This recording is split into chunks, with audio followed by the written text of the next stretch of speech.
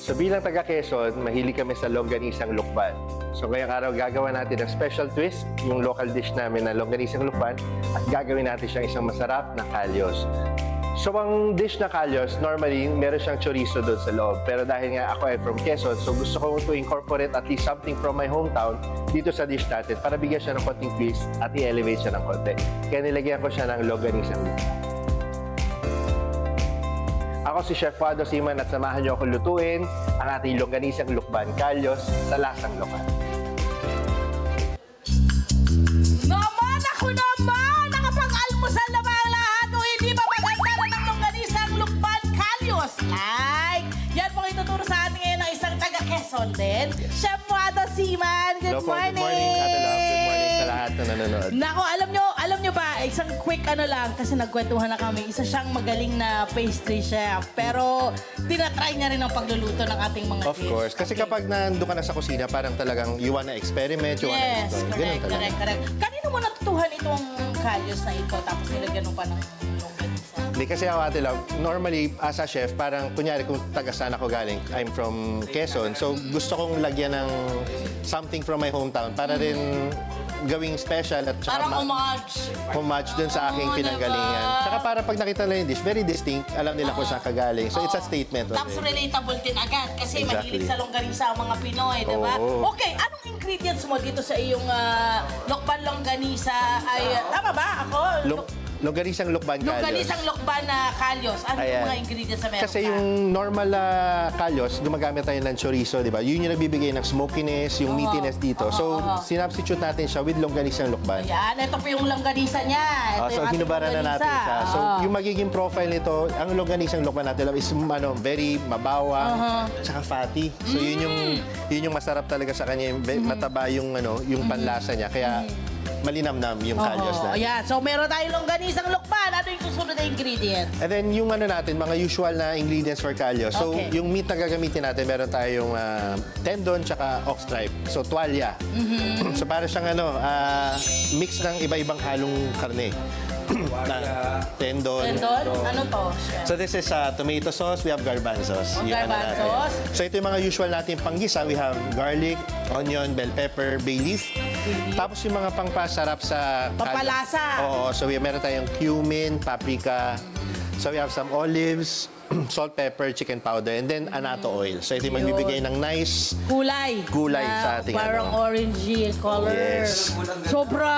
Oo. Tapos silagyan pa niya ng Ito yung keeping. keeping. So ito yung sinasabi sa Quezon. lukban. Ano to, yung mga rice Piniprito paper. yan eh. Oh, Di ba piniprito. ginagawa nila chandelier, di ba? Pero pagkatapos yun, pwede mo iprito. Pwede Pero mo kainin. Oo, Ayan, piniprito okay. yan. Pwede rin siya Color. ihawin. Pwede Ay, wow! Ihawin namin siya. So, Pwede. pag piniprito, nilalagyan namin ng asukal ng bata kami. Or kapag Sarap. inihaw namin. Rice paper. sarap. Pwede rin yata lagyan ng tsokolate yan, tsaka mga karamel.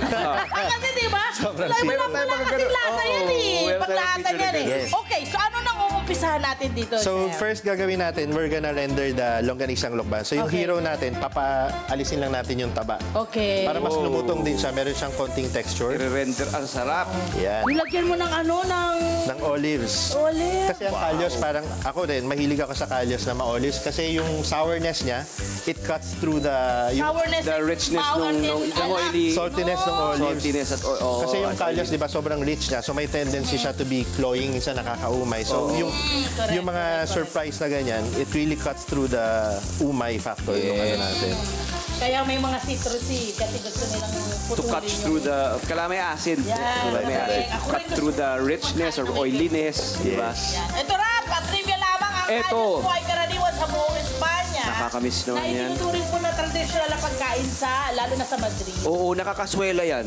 Yung mga kaswela, yung mga brown, yung mga doon kasi kapag nagpunta ka doon sa mga tapas nila, yung mga tapas places nila, meron yung mga brown na nilalagay yung mga gambas, yung brown na yung kaswela. Oo. Tinetemper pa yun eh. Pinapainit, ino-oven pa yun eh. Oo, tapos noon, para ma-prep mo yung lalagyan. Tapos nilalagay nila yan. May tapas, yung rasyon, pag portion. Nilalagay nila yung mga yan. Kalyos a la Madrileña kasi mula sa Madrid, di ba? And syempre, dahil marami mga ano doon, di ba, mga hamon, yung mga cured meats, Yes, di ba? marami cured Nilalagay meats talaga natin nila doon yung mga sausages nila. Pero sa dito kay Chef Wado, aba, very Ibang Pinoy. level, oh. Na ang galing nung ginawa niya, nilagyan niya lang nung ating anato oil. Iba ng itsura, no?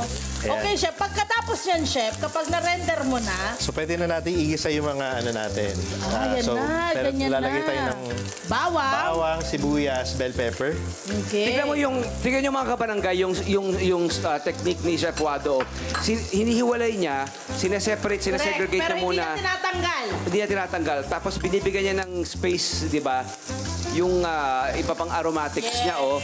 Ayan, oh. Anong dahilan doon, Chef? Anong, correct, chef? Anong nga ba? Hindi, kasi ang longganisa naman, since very fatty nga siya, so meron siyang enough time pa rin to really render out the oil. Oo. So para rin to save time, parang papaliguan din natin itong mga ano natin, panggisa doon sa mantika na nakukuha natin from para the ma-coat siya. longganisa. So we just want, papalabasin lang natin yung amoy niya. Correct. Malasang-malasa The talaga. aromatic. So pwede na natin ilagay din yung bay leaf natin. Okay, bay leaf, nilagay ng bay leaf. Malakas magpalasa yung laurel na yan, ang Correct. babies, no?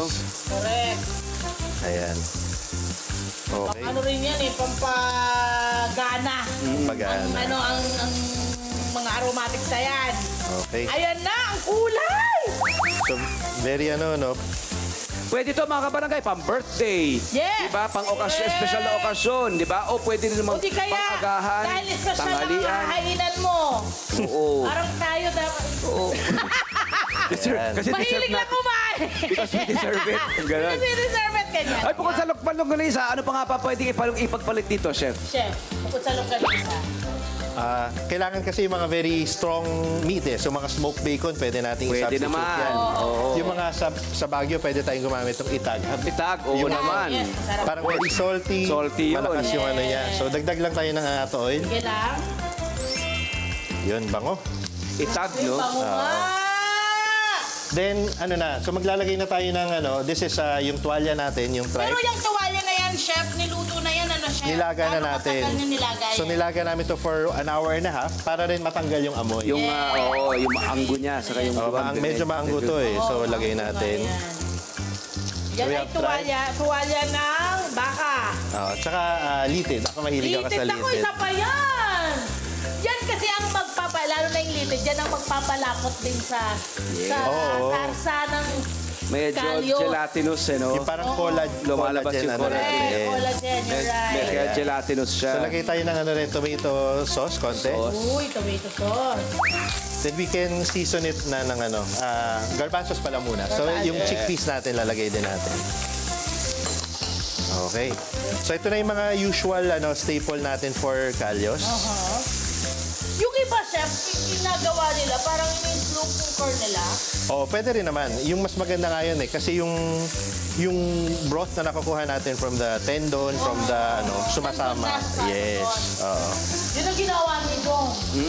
Dong, haluto na. Sarap. Hey, Joms! Banto. Hi, Brother nice. Joms. Pero yun nga, na-realize ko talaga na, Ang tagal. alam mo, matagal talaga. Pero yun, ngayon, doon mo rin marirealize sa my friend na, kapag matagal ang proseso ng pagkaluto, napakasarap. Totoo naman. Totoo naman. Napakasarap naman talaga. So ngayon lagay lang tayo na paprika at saka cumin. So ito yung mga distinct flavor na nalalasahan natin.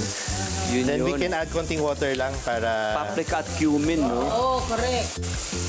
Ayan. Ayan.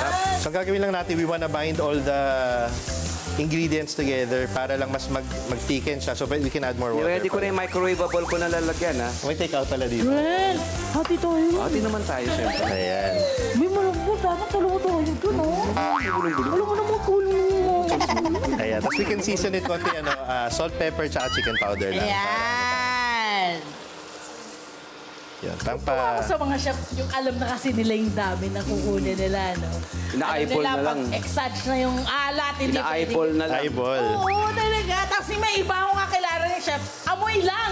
Alam na niya. Alam na No, nila? yung mga amoy naman. nyo. Parang gusto ko makilala yan, Yan, yung mga amoy, Amoy parang, lang. okay na yan. Chef, nagtatanong yung mga kabarangay natin, magkano ang gagastusin nila? Kung halimbawa, for a family of 4 or 5, magkano ang... Normally, sa ganitong recipe around dahil very special yung natin, siguro mga around 300, 400. You can, good for 4 na yon. So, kunyari, pwede siyang ulam, pwede siyang In this case, Merienda. appetizer. Gagamitin natin sa Merienda tuloy appetizer. lang sabi ko, appetizer pa. Pwede rin naman merienda. Merienda kalyos. Ayos. Pwede naman. Alam mo na ba tayo mga Pinoy? Merienda ka na kasi pa-dinner na rin. Oo, Tapos diretso din. kumuha ka na rin ng rice aside. Tama. Yun na yun. Ayun! So ito pala ang ginagawa niya para appetizer.